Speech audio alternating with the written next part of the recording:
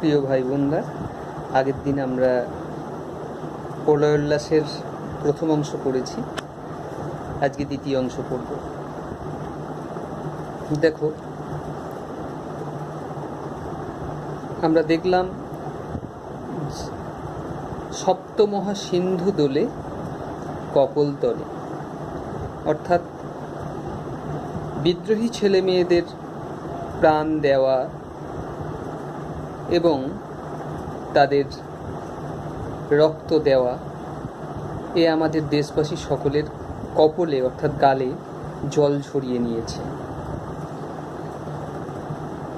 আজ বিশ্বমায়ের আসন থেকে শুরু করব। বিশ্বমায়ের আসন তারি বিপুল বাহুর পর।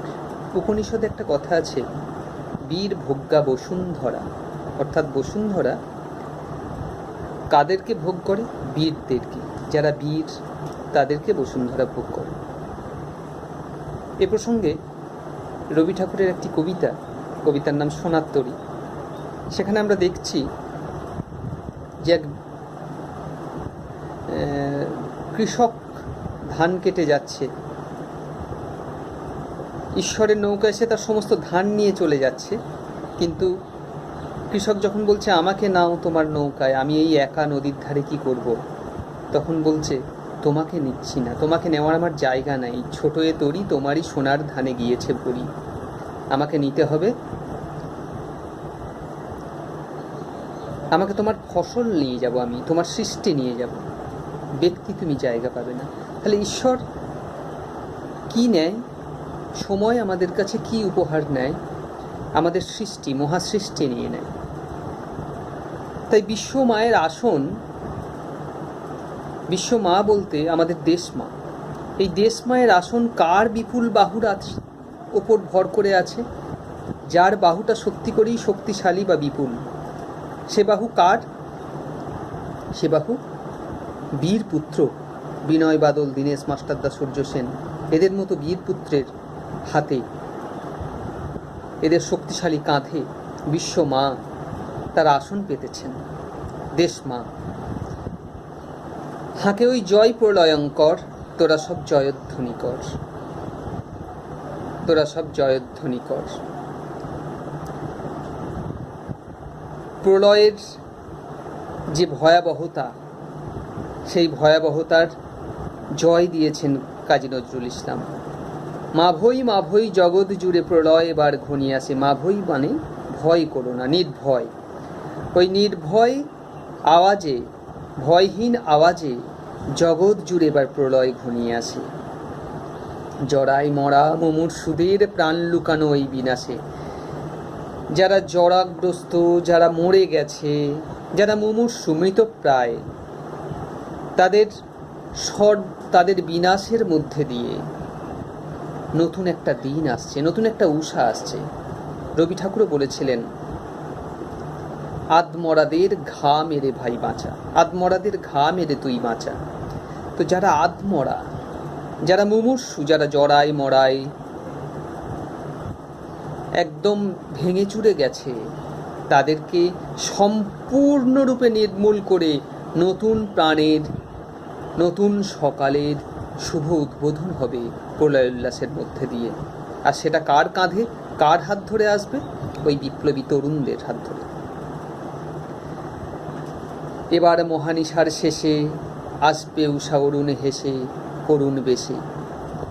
এবার মহানিশার শেষে উষা আসবে অরুণ হেসে করুণ বেশে। মহানিশা কি? পরাধীনতার রাত। এই পরাধীনতার রাত শেষ হয়ে নতুন সূর্য উঠবে, স্বাধীনতার সূর্য উঠবে। এই স্বাধীনতার সূর্য উষা অরুণ হেসে আসবে, অর্থাৎ সকালে সূর্য যেমন লাল টুকটুকে হাসি নিয়ে আমাদেরকে আদর করে, তেমনি স্বাধীনতার নতুন সূর্য আসবে। করুণ বেশে কেন বলেছেন? কারণ দেশমাকে রিক্ত নিঃস্ব করেছে, দেশমার ওপর অত্যাচার করেছে ব্রিটিশ শক্তি।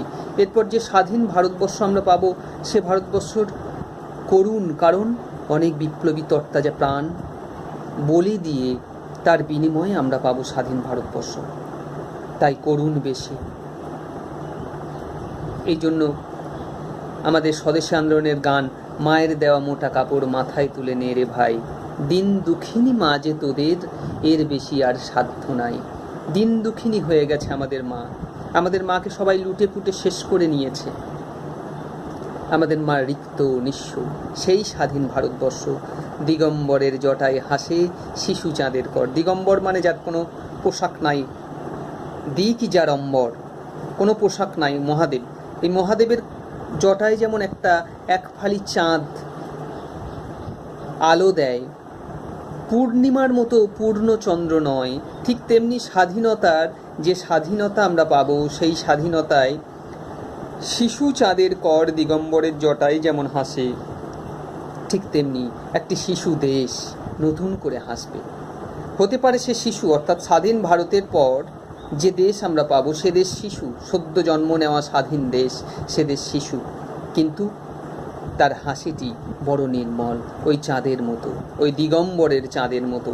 তার শক্তিও অদ্ভুত, ওই দিগম্বরের চাঁদের মতো।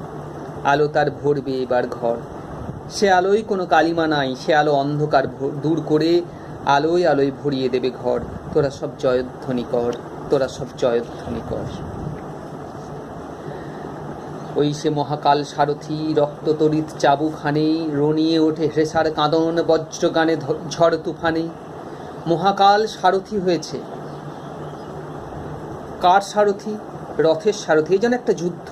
কালবৈশাখীও যেমন একটা যুদ্ধ, ব্রিটিশ শক্তির বিরুদ্ধে বিপ্লবী ছেলে মেয়েদের লড়াই করাটাও একটা যুদ্ধ। সেই যুদ্ধে মহাকাল অর্থাৎ সময় সারথি হয়েছে। রক্ত তড়িৎ চাবুখানে অর্থাৎ ওই যে বিজলি, কালবৈশাখীতে যেমন বিজলি বিদ্যুৎ, রক্ত তড়িৎ চাবুখানে। রনিয়ে ওঠে হেসার কাঁদন বজ্র গানে ঝড় তুফানে। রনিয়ে ওঠে হেসার কাঁদন, রণে যেমন হেসা ডেকে ওঠে, চিৎকার করে ওঠে, ঘোড়া চিৎকার করে ওঠে, দুরন্ত ছুটন্ত ঘোড়া, ঠিক তেমনি ঝড়ের ওই ছুটন্ত আওয়াজ যেন হেসার কাঁদন হয়ে বজ্র গানে আর ঝড় তুফানে গোটা পৃথিবীকে তোলপাড় করে দেয়, অস্থির করে দেয়। বিপ্লবী ছেলেগুলো ঠিক তেমনি, কখনো বন্দে মাতরম ধ্বনিতে, কখনো স্বদেশী আন্দোলনের গানে, কখনো নজরুলের কবিতায় বিপ্লবী ছেলেগুলো সেদিন শেষার কাঁদন তুলেছিল ঝড় তুফানের মতো। মহাকালের মতো তড়িৎ চাবুক হেনেছিল ব্রিটিশ শক্তির শোষণ নীতির বিরুদ্ধে, দমন নীতির বিরুদ্ধে। খুঁড়ের দাপট তারায় লেগে উল্কা ছুটায় নীল খিলানে। যেমনভাবে উল্কা পড়ে তারা খসে, মহাজাগতিক ব্যাপার যদিও, তবু মনে হয়েছে কবির যে দ্রুতগতি ঘোড়া, যুদ্ধের ঘোড়া, তার খুঁড়ে আকাশের নক্ষত্র যেমন পতন হয়, তেমনি দুর্বার বিপ্লবীদের আগমনে ব্রিটিশ শক্তির পতন হবে। ওই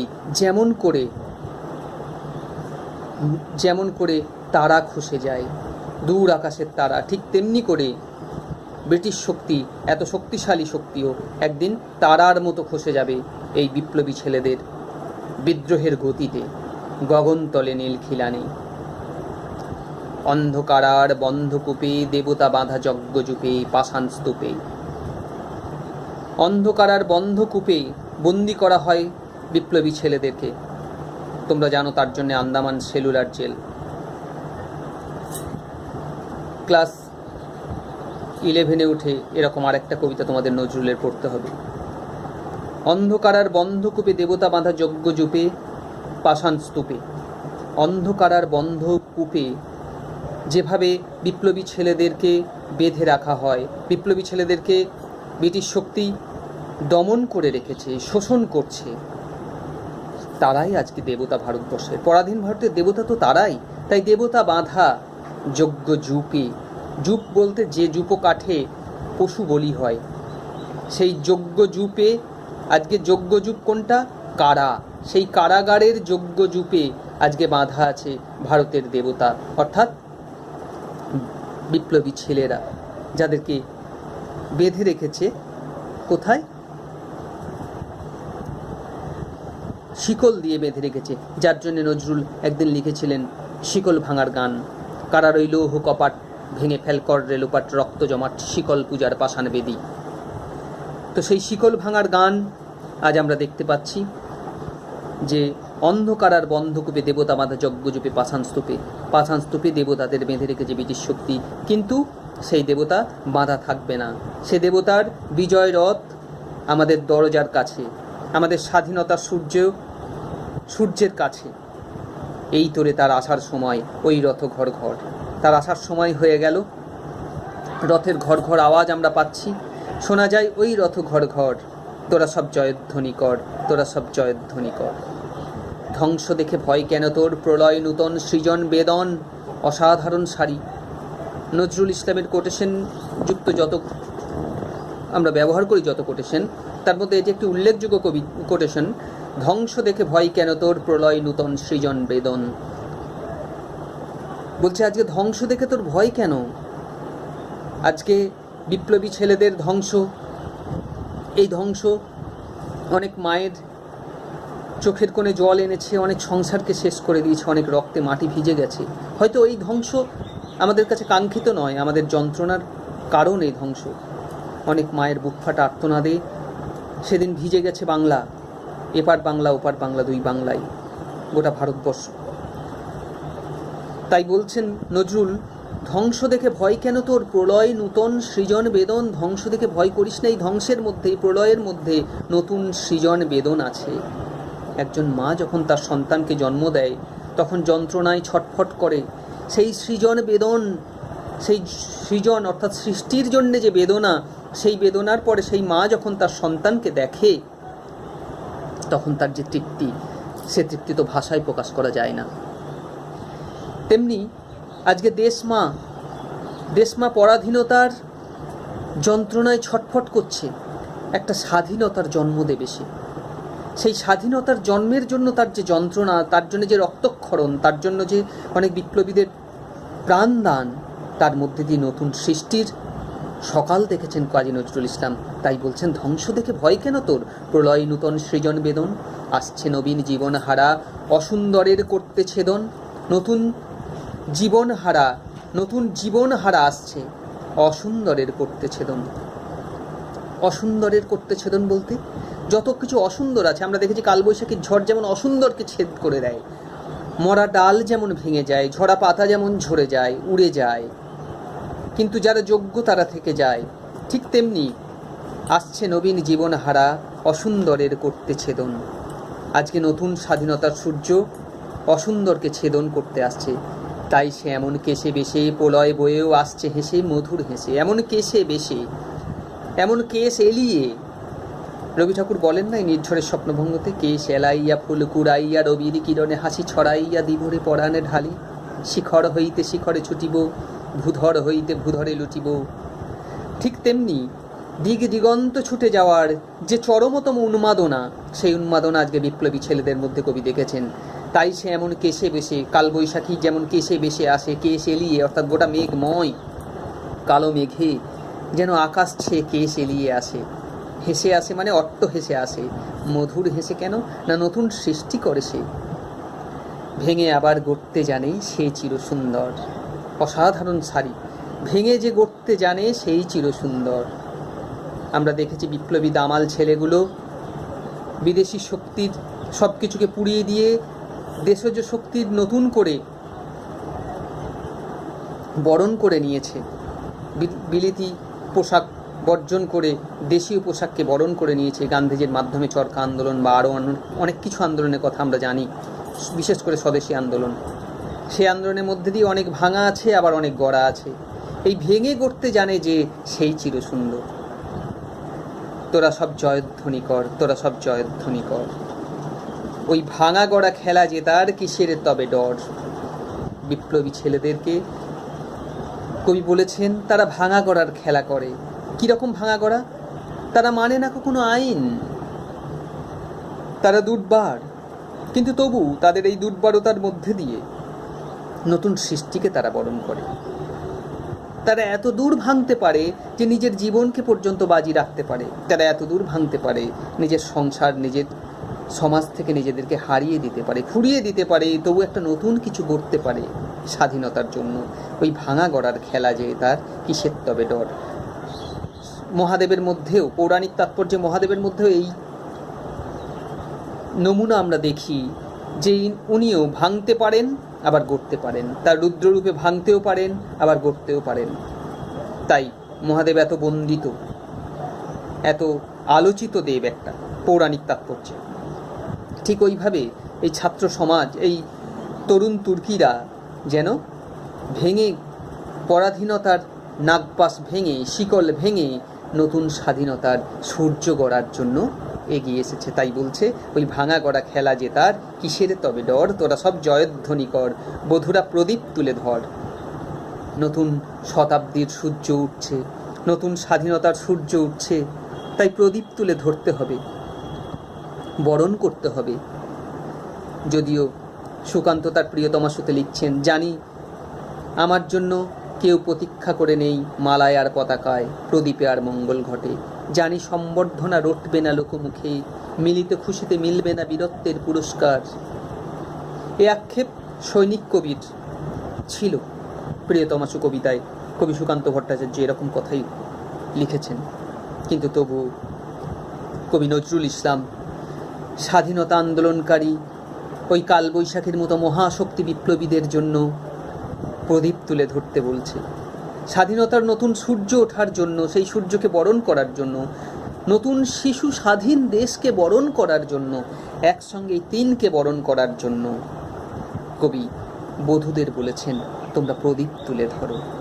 কাল ভয়ঙ্করের বেশে এবার ওই আসে সুন্দর, তোরা সব জয়ধ্বনি কর, তোরা সব জয়ধ্বনি কর। অর্থাৎ এই ভয়ঙ্করের বেশে যে আসছে সে আসলে সুন্দর। একে দেখে ভয়ে লুকিয়ে পড়লে হবে না। বর্গী আক্রমণের সময় আমরা যেমন লুকিয়ে পড়েছিলাম, পিছিয়ে গিয়েছিলাম, যার ফলে আজও সেই ছেলে ভুলানো ছড়ায় আমরা দেখি যে ছেলে ঘুমালো পাড়া জোড়ালো বর্গী এলো দেশে। অর্থাৎ বর্গী এলে ছেলেকে পর্যন্ত কাঁদতে নাই, তাকেও পর্যন্ত চুপচাপ থাকতে হয়। যেখানে বর্গী এলে লড়াই করার কথা ছিল, তাদের সঙ্গে সম্মুখ সমরে যাওয়ার কথা ছিল, সে জায়গায় আমরা লুকিয়ে পড়েছিলাম। সে শিক্ষা নয়, নজরুল ইসলাম নতুন শিক্ষা দিলেন। কি শিক্ষা? কাল ভয়ঙ্করের বেশে যে সুন্দর আসছে, স্বাধীনতার সূর্য বরণ করা, স্বাধীনতার সূর্যকে নতুনভাবে বাঁচিয়ে দেওয়ার। যে অসংখ্য বিপ্লবী মানুষ, যে অসংখ্য বিপ্লবী প্রাণ রক্ত ঝরিয়ে ডেড বডি হয়ে দেশমাকে ভিজিয়ে আসছে, তাদের সমবেত প্রচেষ্টাকে, তাদের এই বীরত্বকে বরণ করো। হতে পারে তোমাদের ভয় লাগবে, হতে পারে তোমাদের কষ্ট হবে, কিন্তু এই কষ্ট ভুলে, ভয় ভুলে এক অদ্ভুত উল্লাসে আজ আমাদের বরণ করতে হবে। আজ আমাদের বরণডালা সাজাতে হবে স্বাধীনতার সূর্যকে বরণ করার জন্য। এখান থেকেই আমরা দেখতে পাচ্ছি যে সমস্ত কিছু ভয়ঙ্করের পিছনে, সমস্ত কিছু বিনাশের পিছনে শুধু বিনাশই থাকে না, সৃষ্টির নতুন প্রত্যয় জেগে ওঠে। এ কবিতার মধ্যে দিয়ে সামনে বিনাশ, সামনে ভয়ঙ্কর কালবৈশাখীর রূপকে কবি দেখিয়েছেন এক ভয়ঙ্কর অভিযান, যে অভিযানের পিছনে আছে সৃষ্টির নতুন উন্মেষ, সৃষ্টির নতুন বার্তা। শুনি টঙ্কার তাহার পিনাকে চমকিয়া উঠি, তবু জয় জয় তার সেই শুভ কীর্তির। মহিতলাল মজুমদারের কালবৈশাখীতেও এই কথাই আছে। তো কালবৈশাখী আমাদের শেখালো, প্রলয়োল্লাস আমাদের শেখালো, পৃথিবীতে যে কোনো কিছু বিবর্তন, পৃথিবীতে যে কোনো কিছু সৃষ্টি, মহাসৃষ্টির পিছনে আছে অনেক ধ্বংস, অনেক প্রাণ বলি, অনেক আত্মাহুতি। তাই নজরুল একদিন লিখেছেন, রক্ত ঝরাতে পারি না তো একা, তাই লিখে যায় এ রক্ত লেখা। কারণ তিনি জানতেন ক্ষুধাতুর শিশু চাই না স্বরাজ, চাই দুটো ভাত, একটু নুন। বেলা বয়ে যায়, কচি পেটে তার জলে আগুন। যারা স্বরাজের নামে মিথ্যা ছেলে খেলা করে, যারা সাধারণ মানুষকে পেষণ করে, ইংরেজদের সাথে বন্ধুত্ব করে বিপ্লবী ছেলেদের ধরিয়ে দেয়, তাদের জন্য নজরুল বরাবর ধিক্কার দিয়ে গেছেন। আর যে বিপ্লবী ছেলেরা নিজের প্রাণ বাজি রেখে আমাদের দেশের জন্য, দেশ মায়ের জন্য এগিয়ে এসেছে, সেই বিপ্লবীদের চিরকাল প্রণাম করে গেছেন কাজী নজরুল, তার কলম দিয়ে, তার হৃদয় দিয়ে। প্রলয়োল্লাস সেই বিপ্লবী তরতাজা তরুণদের প্রতি কবির আন্তরিক শ্রদ্ধাঞ্জলি। আমাদের পরের ক্লাসে আমরা আলোচনা করব প্রলয় উল্লাস থেকে আমাদের পরীক্ষার জন্য কিভাবে প্রিপারেশন নিতে হবে। আজ এই পর্যন্তই থাক। ঘরে থাকো, সুস্থ থাকো, ভালো থাকো।